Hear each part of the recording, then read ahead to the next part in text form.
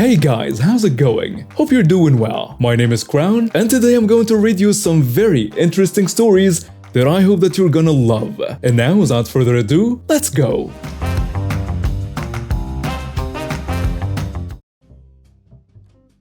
Okay, so let me give a little backstory. I let my pets stay outside all day, most of them, 11 chickens, 3 cats, 2 twins that are now a year, and a flaming rabbit. She's in a hutch, not out and around. And another bunny in the house. He has separation anxiety, so he can't be away from people for more than an hour or so. When no one's home, they are all in the house or a coop, the chickens. My whole yard is fenced in and we have security systems, so cameras, and my cats are chipped. Thank God. Both of my kittens are. One scared of a lot of things, my blue vest one is better, but they do not like new people. S will freeze, so I guess how the story happened. And 2, they are my support cats, and the blue one we will call B, and the red one S because it's their first initial, and I'm lazy. I have social anxiety and some other things that I don't want to explain, but few screw with friends, family or my babies, my zoo, I snap. So this happened a few weeks ago. I was upstairs, nature cold, I heard a lot of barking chickens and I ran downstairs and I saw my gate open. All my animals answered to their names, I trained them for so long. I called them all. After calling, S didn't come. I looked everywhere and I went in the front and I found his vest and I called my dad, who is a literal sweetheart, until someone hurt his family. My dad called the cops while I called my brother. We will call him Jay. Then a bunch of different pet stores and vets. A vet not far from my house said there is a cat that looks like that. I said to ask for 10-second hip boob after saying his name and he did. And my baby responded. I begged him to keep them there and told him he's microchipped and told him the names on it. My mom's and mine. When I got there, I was with my father. He's strong as hell. He also called the cops back and explained that the lady was trying to leave. I guess that it's good she took him to the vet for a checkup at least. She had my baby in her arms and I said his name. Looking back, I probably screamed it cause everyone there looked at us. He was on his back and he hates it, so he scratched her. Not badly, but ouch. And he ran to me. I picked him up, gave him a huge hug, then gave him to my dad. He finally caught up.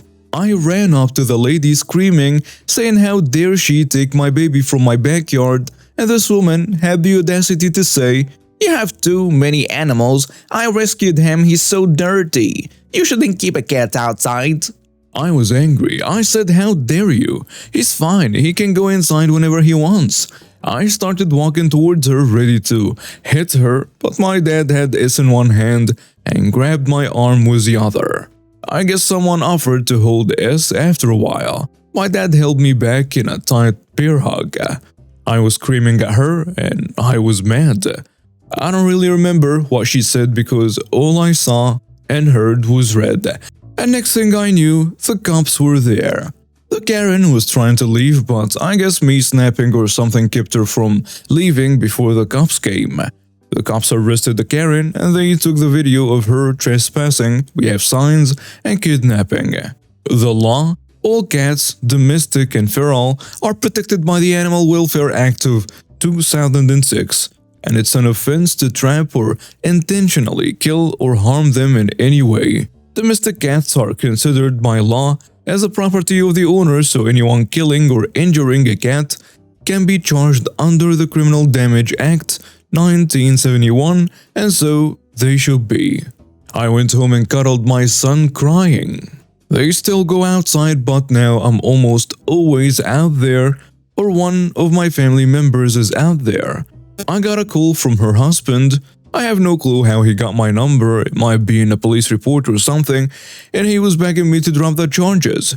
I asked how would you feel if someone kidnapped your child or your pet? That's family. In the end, he understood. I have flashbacks, and I start to have attacks. Thankfully, my boys are trained to tell whenever I panic. To that, Karen, I hope you'll learn not to try and break up families. Edit 1. For those wondering, the charges as of now: trespassing, kidnapping, animal endangerment, destruction of private property, and theft. To name a few, there are more than I'm unsure of. I also know because they are both service animals, there is that too. They got registered like 2 days before all this happened, and I mostly did it for B because he is not as squirmy and can calm me down faster. No charges will be dropped by me, ever, so this might get very long. So, some backstory. I've always been good at dealing with bullies and just not letting them bother me. I found it really easy to disassociate from the usual playground bullying. I'd make a joke and move on. When I was about 9 years old, I had to move house and schools due to my father losing his job. And in my new school, I made a couple of friends, but this focuses on one in particular: my future bully. We got on really well. He helped me get through junior school. As we moved into secondary school now at age 11, a new kid joined, and remembering what my friend Bully had done for me, I wanted to return the favor and showed the new kid around, helped them, and became good friends. He got me into Army Cadets in a different town, which is where I met my now ex-girlfriend, and the story basically hinges on her. This is where my story starts. Me and my girlfriend were together a year and a half roughly. Through that time, we'd gone back and forth visiting each other, meeting each other's friends, usual boyfriend-girlfriend stuff. Well, my bully friend took a particular shine to my girlfriend and made all sorts of disgusting comments about her. At 11, his comments were kind of shocking for me to hear. I'd asked him to stop numerous times. It made me uncomfortable. She never heard some of the things he'd said, didn't want her to. Whenever the three of us were together, he started pressuring us into going further, as apparently everyone had lost their virginity at age 12 and we weren't having any of it. Said we'd do stuff like that in our own time. He kept this up for the last 3 months of our relationship. Due to that and a few other stresses at the time, we mutually decided to end it. We are still best friends and I'm happy with that. This is where the bullying really started. This was a bit after I turned 13 and he started making comments along the lines of, "You'll never get someone like her again. You're going to die alone," and so on. He did this every couple of weeks for 3 years. As I said, I can take a lot of flack. He could always do this as we walked to school together. He'd helped me settle into this new town. Part of me always saw him as a friend right up until the end. We also usually walked as a group, as we'd both continued to make more friends and all lived close by. To begin with, I just said, yeah, whatever. We ended it on our terms. We're still friends. We just couldn't deal with all this pressure we have at the moment and want to focus on exams, or words to that effect, or just ignore them. After a few months, I realized he wasn't going to stop, so I started asking him to stop and started telling him, "You need to stop this, otherwise I will go to the teachers and say something." But he didn't stop at this point, and I just kept silent. Maybe 8 or 9 months after we broke up, I go to the teachers and say blah is bullying me, talking about how I'm going to die alone. They asked where it was happening. I said on the way to school. I'm afraid we can't do anything about it then. So on our walks to school now, I just keep silent. Put the music on, low enough to still hear the conversation but loud enough I could selectively drown him out. After a couple of weeks of this, he starts tapping me on the shoulder to get me to remove my headphones, thinking I'd missed a bit of the conversation. And he uses that opportunity to say the same nonsense again. At this point, I stop taking the headphones out and just keep walking. Only takes a week for him to catch on, and he starts pulling my headphones out. So I started walking on my own, away from my friends. This makes me a bit of a recluse at school. To this day, I still only have one friend from that school. His ex, who realized he was a waste of space. For a month, everything was fine. I was happy. Then he changed the time that his group of friends walked to catch up with me. At this point, I started getting physical. I've been doing Army Cadet training. but he was faster and stronger than me, so I stopped that real quick, as it just ended with me on the floor, his friends laughing at me, stepping over, and sometimes on me. I just put up with it. By the time I was 15, I knew something had to be done. His words had sunken in. They started rattling around my head at night. The teachers won't/can't help. Nothing I said had helped. Nothing I could do would help. I got on with my work and kept my head down. A couple people had started talking to me. One in particular, his friend, and we were chatting on MSN one night. She'd had a couple drinks with her folks in her home. We got into the subject of my bully. His ex says he thinks he's God's gift to women. Well, newsflash, he's not. He's way too pushy. Just wants his way no matter what. It's disgusting. And several other slants against his prowess with dating girls. Something he is very proud of. Well, during this time we had an internal school emailing system, and you could send emails to everyone in school, including teachers. A couple people had used the system to message the usual chain mail, like what you get on Facebook now. Like this puppy in 5 seconds, or your heart will explode. Please comment and share. Now, I was pretty computer savvy, even using their login to see what they had done. See where I'm going? One of these people I'd helped was my bully, back before the bullying started. I just hoped he hadn't changed his password. I'd taken a screenshot of the conversation with his ex, blanked out our names on Windows Paint, logged into his account from a computer in an unused IT room, and sent an email to everyone in school, saying, "My name is blah de blah. I have sent you an attachment about how truly disgusting a human being I am. I have been bullying people for years and I'm finally getting my comeuppance." It took 2 months for them to find out it was me.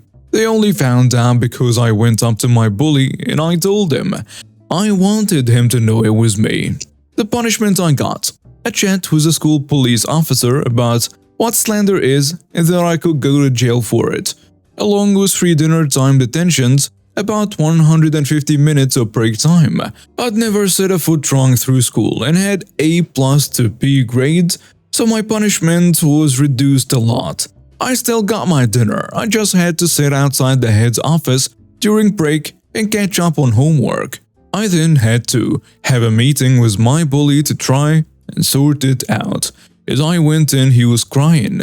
All I said was, "That's what you freaking get for driving me and my ex-girlfriend apart, for rubbing it in my face for 3 years.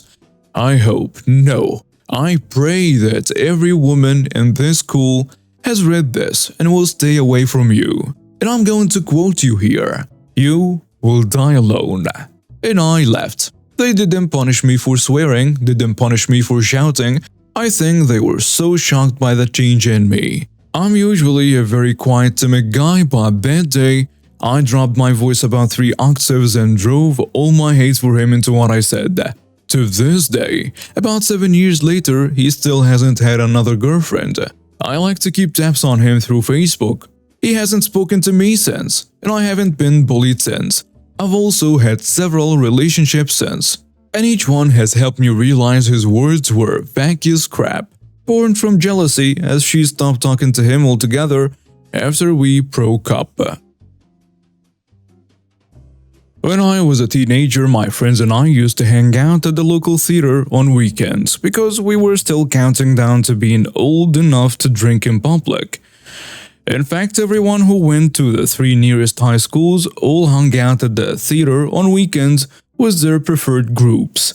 Though every era-appropriate subgenre of suburban 90s teens was represented on any given weekend night, the punk rock enthusiasts stood out from the rest. It's important to note that this distinction had nothing to do with our behavior.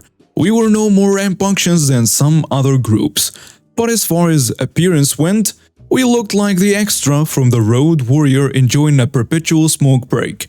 For my part, in addition to a green behawk, I had an old military jacket that I had dyed black and covered in spikes, studs, and band patches, the most prominent of which was a giant back patch that had been cut from an old t-shirt.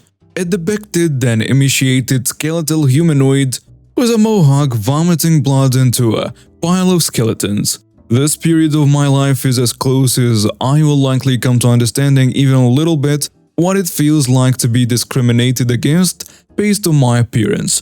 People in the Georgia suburbs generally reacted to my presence with suspicion, fear, and distrust wherever I went, and I reveled in it when it suited me. In a few years, I would learn that I could take off the jacket along with the baggage that went with it, but as far as the story goes, we definitely aren't there yet. Anyway, it was on a night like any other that the cop that patrolled the theater approached our group with definite purpose. D, one of my younger friends, had already started to get up.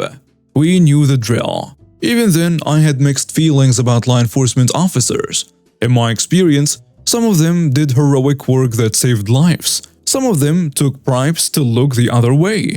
And some of them singled out any difference and punished it any way they could, just like any bully would. D. Sit down. I quietly but firmly commanded. If the cop saw this, he gave no indication. The cop said, "You boys need to leave." D started to get up again.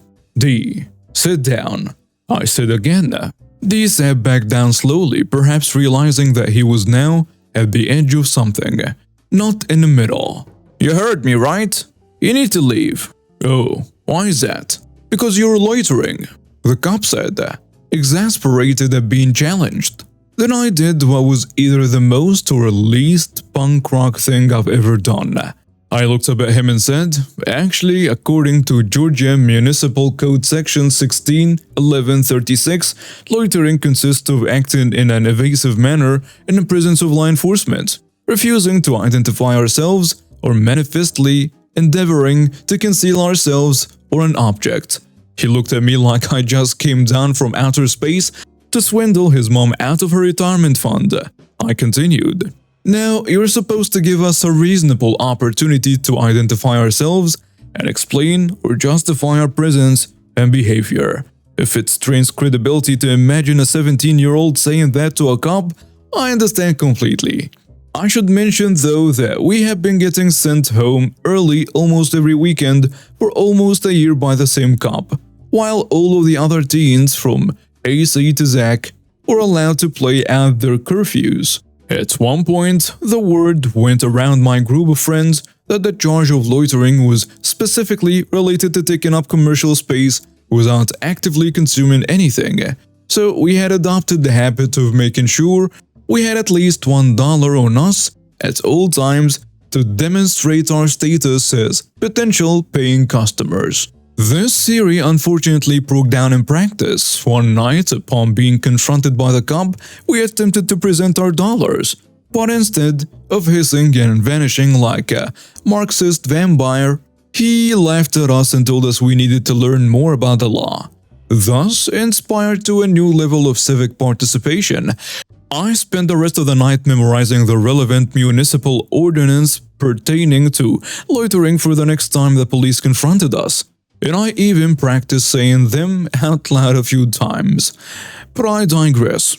The cop, having just prompted to give us an opportunity to explain or justify our presence and behavior, simply gave a long, hard look and said, "Are you a lawyer? Because I love throwing lawyers in jail." I gave him a long, hard look and said, "No, I'm not actually a lawyer, but this jacket fools everyone."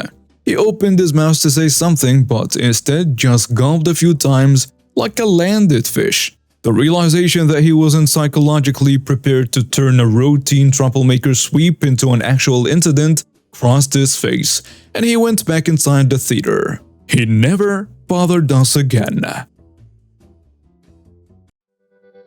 And now we have reached the end of today's stories. Thank you for watching and see you next time.